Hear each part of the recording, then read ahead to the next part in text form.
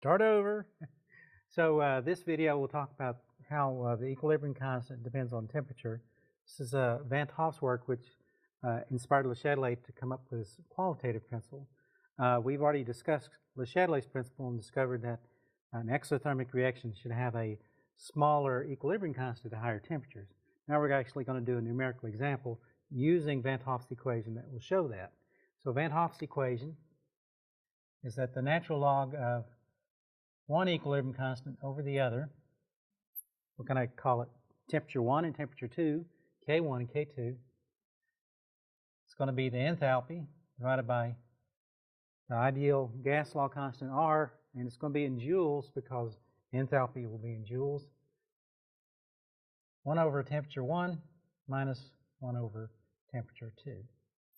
Now this equation looks a lot like the Arrhenius equation in kinetics, and mathematically it's very similar. The only difference mathematically is that the enthalpy is actually allowed to be a negative number, unlike activation energy, which has to be a positive number.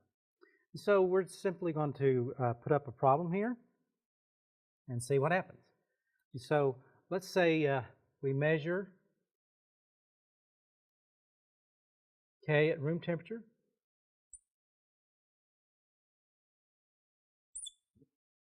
And we get 640. Okay, and we're going to call that temperature 1, and room temperature is 290 Kelvin, 298 Kelvin. Okay, so now the second temperature we wish to have information for is 100 degrees centigrade, boiling point of water. Well, we need Kelvin, because R is in Kelvin, T is in Kelvin, so it has to be 373 Kelvin. Okay, so now the last thing that we're going to have to either know either the enthalpy or the other equilibrium constant.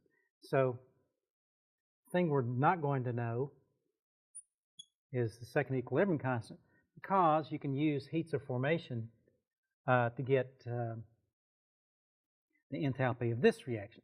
Turns out that 2 ammonia molecules formed from the elements is just 2 times the heat of formation of ammonia. So you look that up, and it's minus 46 kilojoules. So delta H is minus 92.2 kilojoules per mole. Now, if this is in joules, this needs to be in joules. So let's go ahead and just put in our numbers. Okay, so let me look up the numbers. Come back. The numbers are minus 92, it's actually 120, divided by 8.314. Joules per mole, joules per mole Kelvin. And so when we look at the temperature units, the units for this particular prefactor, it is Kelvin.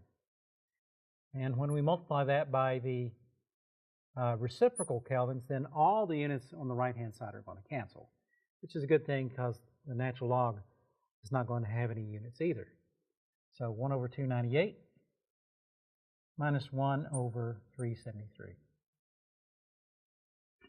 All right, so if the this fraction here is going to be larger than that one there, so that's going to be a positive number in the parentheses.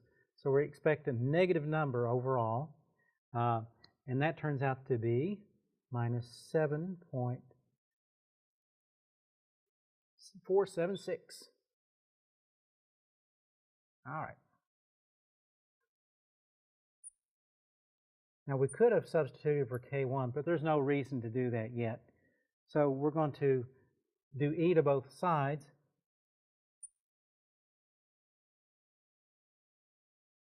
Is equal to the ratio of K2 over K1. And e to the minus 7.476 is 5.66 times 10 to the minus 4. Now we can go ahead and substitute for K1. So K2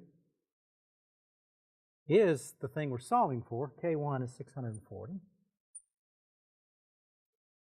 And now we just multiply both sides by 640 and get K2. And K2 equals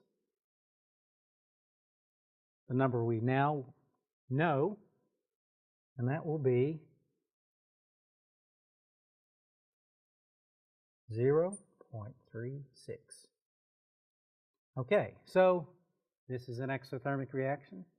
Le Chatelet says the equilibrium constant should be smaller at a higher temperature. 640 goes down to 0.36 at the higher temperature.